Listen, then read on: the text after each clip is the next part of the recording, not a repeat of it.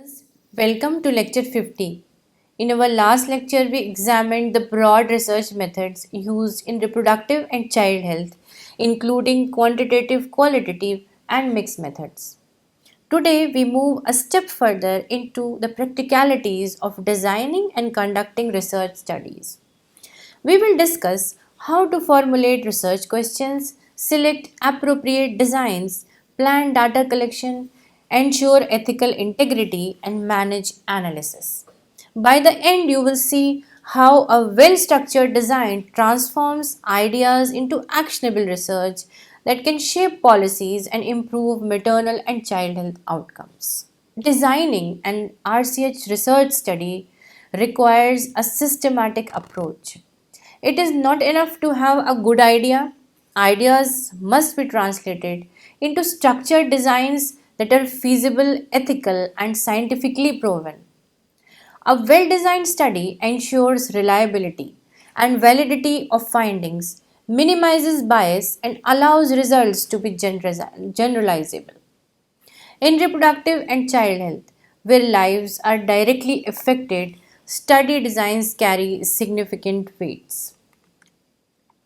The process of designing a study begins with identifying a research problem that is relevant and significant. A thorough literature review follows to ensure the question has not already been answered and to refine focus. Objectives and research questions must be formulated clearly. Based on these, study design is selected, whether observational, experimental, or mixed. Finally, detailed methodology including sampling and tools is developed. Next, feasibility check like time, budget, staff, and access to participants. Draft an ethical plan covering consent, privacy, and referral for any sensitive needs, and seek approval from an institutional ethics committee. Write a clear analysis plan upfront, listing indicators, statistical tests, and how you will handle missing data. Pilot test the tools to fix confusing questions and timing issues before full rollout. Prepare a data management plan for secure storage, version control, and quality checks. End with a simple dissemination plan, policy brief, slide deck, and stakeholder meeting so findings quickly turn into actions. Identifying a research problem is the first step. This may come from gaps in existing knowledge, such as limited understanding of adolescent nutrition. It may arise from inefficiencies in programs such as a poor uptake of antenatal care despite availability. Sometimes, emerging health issues like rising of non communicable diseases in adolescents creates new areas of research.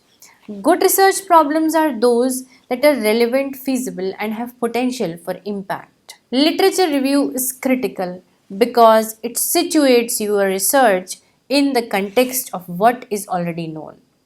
It helps justify why the study is needed, prevents duplication of work already done, and provides insights into appropriate methods. In RCH reviewing reports from WHO, UNICEF, NFHS, and peer reviewed journals is essential to ensure your study adds value. Start with clear keywords and search databases like PubMed and Google Scholar and include grey literature such as government reports and theses. Screen studies using simple inclusion and exclusion criteria. Then summarize each paper in a table noting setting, methods, key findings and limitations. Appraise quality so that weak evidence does not mislead your design. Map the findings to identify gaps, like who is left out, which outcomes are understudied, and what methods worked best. Use a citation manager to keep references organized and avoid plagiarism by paraphrasing and citing correctly. Finally, update the review just before data collection because new evidence can change your questions or methods. A well formulated research question is the backbone of the study. It must be specific, clear, and answerable within the scope of available resources and time. Importantly, it should align with health priorities, ensuring relevance. For instance, what are the determinants of delayed immunization in rural Uttar Pradesh? Is focused and answerable, like a vague question such as why do children fall ill? Objectives provide direction. General objective states the broad purpose, such as to assess factors influencing maternal health service utilization. Specific objectives break into measurable aims, like to determine the proportion of women completing 4 antenatal visits, or to identify socio-cultural factors associated with home deliveries. Specific objectives must always be linked to outcomes, ensuring research remains focused. Make each specific objective SMART. SMART is specific, measurable, achievable, relevant, and time bound. Link every objective to clear indicators and variables so you know exactly why data is collected and how you will analyze it. Keep the list short and prioritize. Too many objectives dilute effort and budget. Align objectives with ethical considerations and with the planned statistical or qualitative methods. Map each objective to a data collection tool and to a planned table or figure in your results. Finally, show how meeting these objectives will inform program decisions. What should change in service delivery, funding, or community outreach? Choosing the right design depends on the research question. Cross sectional designs are useful for prevalence studies. Case control designs help explore risk factors for rare outcomes like maternal deaths. Cohort studies follow individuals over time to establish causality, while experimental designs test interventions, such as the effort of nutritional supplementation. The choice must balance feasibility, resources, and scientific rigor. Start by asking what decision your study should inform, description, explanation, prediction, or testing a solution, and pick the design that best fits that purpose. Check ethics, timelines, and budget early. Cohorts and trials need more time and money, while cross sectional and case control studies are faster and cheaper. Plan sample size and follow up carefully so you have enough power and minimal loss to follow up. List key confounders in evidence and decide how you will measure and adjust for them. If one design is not enough, consider a mixed methods approach. Pair numbers with interviews to understand the why. Document limitations clearly and explain how you will design. Your design still provides reliable, useful evidence for RCH programs. In many studies, especially quantitative ones, a hypothesis provides structure. A null hypothesis assumes that there is no relationship while an alternative proposes an association. For example, the null. There is no association between maternal education and child immunization status. This forms the basis for statistical testing. Hypothesis ensures research is not just exploratory but also confirmatory. Sampling is essential for representativeness. Probability sampling methods like random, stratified, or cluster sampling ensure unbiased selection. Non-probability methods like purposive sampling are often used in qualitative research. Determining sampling size is crucial. Too small and results lack power. Too large and resources and wasted. Tools like Cochrane's formula or software help calculate appropriate sample sizes. Add these practical steps. First, define a clear sampling frame and state your assumptions. For cluster samples, apply a design effect and adjust upward for anticipated non response. Use finite population correction when the population is small. Document inclusion, exclusion criteria, and selection steps to reduce bias and pilot test procedures to check field feasibility. For qualitative work, plan sample size around thematic saturation and ensure diverse voices using purposive or maximum variation sampling.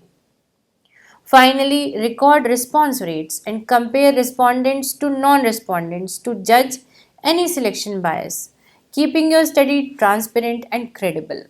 Data collection tools translate research objectives into measurable data.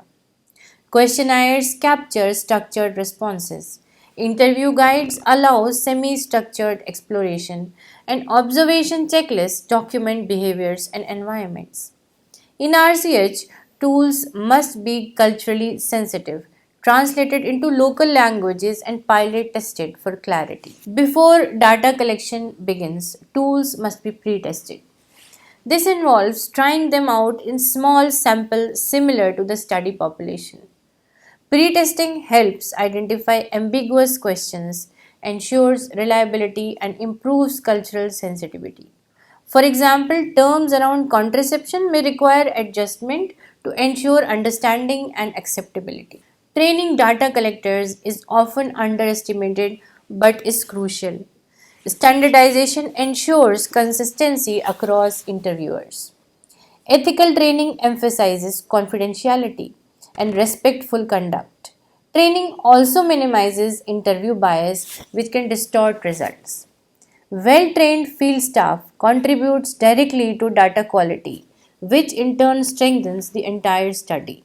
No RCH research should begin with ethical approval from an institutional review board or ethics committee. This process is very important. No RCH research should begin without ethical approval from an institutional review board or ethics committee. This process ensures participant safety, respect, and confidentiality. Vulnerable groups like pregnant women, children, and adolescents require special protection. Ethical approval is not just a formality, it is a safeguard that legitimizes the research process. Informed consent is a cornerstone of ethical research. Participants must be given clear information about the purpose, method, risks, and benefits of the study. Consent must be voluntary with the option to withdraw at any time. In RCH, this is particularly important to respect autonomy, especially when dealing with adolescents or sensitive topics like sexual health. Field data collection requires sensitivity and professionalism. Building rapport creates trust, which leads to more honest responses. Confidentiality must be maintained at all times, especially in topics like fertility or reproductive choices. Data collectors must also ensure completeness, avoiding skipped questions or missing values. Good fieldwork ensures good research. Use of simple language, informed consent, and allowing the participants to skip any questions that feel uncomfortable. Be alert to power dynamics. Gender, caste, age, tribe, and class can affect how people respond. So, choose interviewers and settings that make participants feel safe. Create privacy and never record names in the dataset unless absolutely necessary. Do quick checks on the spot, like review forms before leaving, verify key answers, and note any corrections to prevent missing data.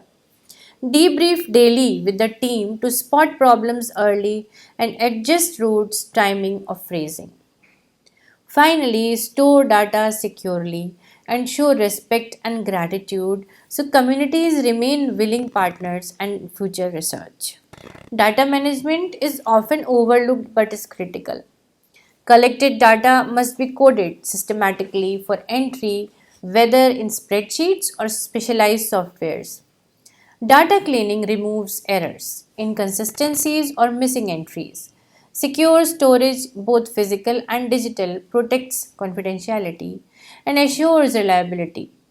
Proper management prevents data loss and strengthens validity. Create a simple code book and data dictionary so everyone uses the same variable names and codes.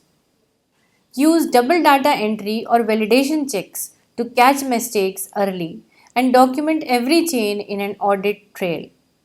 De-identify records by removing names and exact addresses and control access with passwords and role-based permissions. Backup files regularly to two locations and use versioning so older files are never lost. Set a clear retention policy for how long data will be stored and how it will be destroyed safely. These basic steps make your dataset trustworthy and ready for analysis and sharing. A data analysis plan should be prepared before data collection begins. This plan specifies that statistical tests for quantitative data or the thematic approaches for qualitative analysis. Crucially, analysis must link back to objectives, ensuring that findings are relevant and not just descriptive. A well prepared plan saves time and prevents unnecessary confusion later. Write a plan like a recipe. List each objective, the variables you will use, and the exact test or method. Add dummy tables and figure shells so you know what outputs you will produce. Specify how you will handle missing data, outliers, and clustering or weights if you use complex sampling. Predefine subgroup analysis to keep equity in focus. For qualitative work, name the coding framework, how many coders you will use, and how disagreements will be resolved. Note plans for triangulation and member checking. Finally, include timelines, software to be used, and who is responsible for each step. This keeps the team coordinated and the analysis faithful to the study objectives. Quantitative data requires statistical analysis software such as SPSS, Stata, or R. These tools allow calculations of regression, chi-square test, or t-test to determine associations and differences. Confidence intervals provide the range within which the true result lies. Mastery of these tools ensures precision in analysis. Qualitative analysis relies on systematic coding of transcripts from interviews or focus groups. Softwares like Atlas TI or NVivo helps organize and analyze data. Thematic interpretation then highlights patterns and meanings. This process requires careful reflection to ensure that findings remain true to participants' voices. Triangulation means using more than one method or data source to cross verify findings. For example, survey data or antenatal visits may be compared with facility records and qualitative interviews. It of all sources align, findings are most credible. This approach strengthens validity and reduces bias, making results more convincing. Research is incomplete until the findings are disseminated. Academic reports and publications share results with peers. Policy briefs translate findings into actionable recommendations for decision makers. Community feedback sessions ensure that participants know the outcomes and feel valued. Dissemination closes the loop of accountability. Add clear, short messages for each audience and use visuals like charts, maps, or infographics to make results easy to understand. Share findings in local languages and accessible formats so communities can use them. Plan dissemination early in the project and budget for it. Meetings, briefs, media, and open access fees. Protect privacy when sharing data and provide anonymized summaries or public datasets when appropriate. Track update. Note who received the brief, what decisions changed, and what actions followed. Finally, invite feedback and commit to you said we did follow ups so people see how their participation led to real program improvements. Research must link directly to policy for impact. Evidence should be used as advocacy tool to influence program design and research allocation. For example, Evidence of low contraceptive uptake due to supply chain issues can push policymakers to prioritize logistics. Research must be translated into practical steps for decision makers. Turn findings into a short policy brief with 3 to 5 clear actions, costs, and timelines so leaders know exactly what to do next. Map who must act, procurement, transport, facility managers, and assign responsibilities and simple indicators to track progress.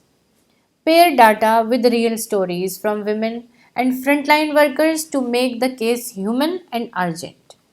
Share a cost benefit note. Example, rupee 1 spent on reliable contraceptive supply saves rupees X in maternal complications. To support budget decisions, pilot the top solution in one district, monitor results and scale quickly if it works. Keep equity in front by reporting impacts for the poorest, tribal groups, and urban slums and adjust the plans if gaps remain. Finally, present results in a dashboard that decision makers can check monthly, turning research into routine action. Conducting RCH research is not without challenges. Limited funding and logistic resources often restrict scope. Cultural sensitivities, such as taboos around discussing reproductive health, can hinder participation. Political influences may determine what kind of research is allowed or acted upon. Researchers must navigate these challenges with tact and resilience. Challenges can be overcome by building partnerships with NGOs and communities who provide trust and access. Capacity building ensures local researchers are skilled and engaged. Transparent communication with stakeholders builds trust and reduces suspicion.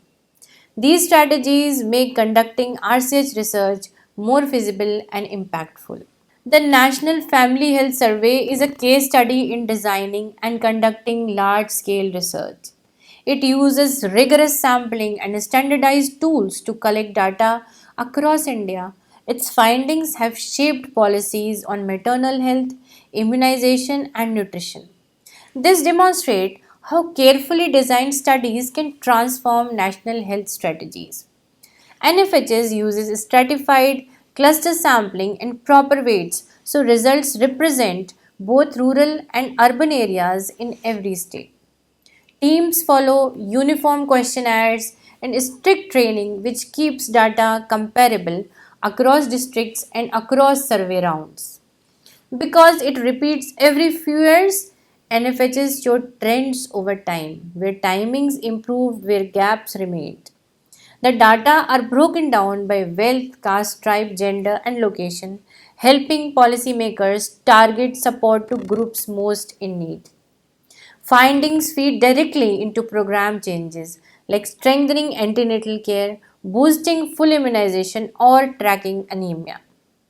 While large surveys are costly and slow, the clear methods and transparent reporting makes NFHs a trusted guide for national and state decisions.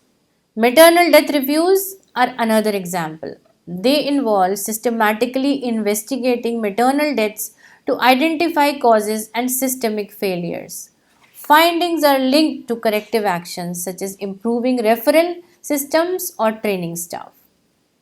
Over time, these reviews have led to reductions in maternal mortality, showing the power of applied research. They work best with no blame culture, where teams focus on what went wrong in the system, not on blaming individuals. Reviews can happen at facilities and in the community, and near miss cases also provide rich lessons. Each finding should lead to a clear action, a responsible person, a deadline, and a way to check completion. Simple tools, checklists, referral maps, and emergency drills help close the gaps quickly. Regular feedback to staff and community leaders builds trust and keeps everyone committed to safer maternity care. Finally, protecting privacy and sharing anonymized summaries ensures learning spreads without stigma. Future research design in RCH will increasingly leverage digital tools, ensuring faster and more accurate data collection. Artificial intelligence will be used for predictive models, identifying at risk populations before adverse outcomes occur. Community participation will grow stronger, making research not only more relevant but also more empowering for those studied. The key takeaways are clear. Good design is the foundation of credible research, ensuring validity and reliability. Ethical considerations and cultural sensitivity must guide every step. And finally, research only has value when findings are linked to policy and practice. Without this translation, even the best designed study risks being forgotten. In conclusion, design is what transforms ideas into impactful research. By systematically planning objectives, sampling, data collection, ethics, and analysis, studies become credible and useful. For RCH, this is not an academic exercise alone, it is about ensuring healthier mothers, children, and families. As you prepare for future role as researchers or policymakers, remember that a well-designed study is your most powerful tool for change. Thank you. That is all for today. Next, in lecture number 51, we take up data collection and analysis in RCH research. Thank you.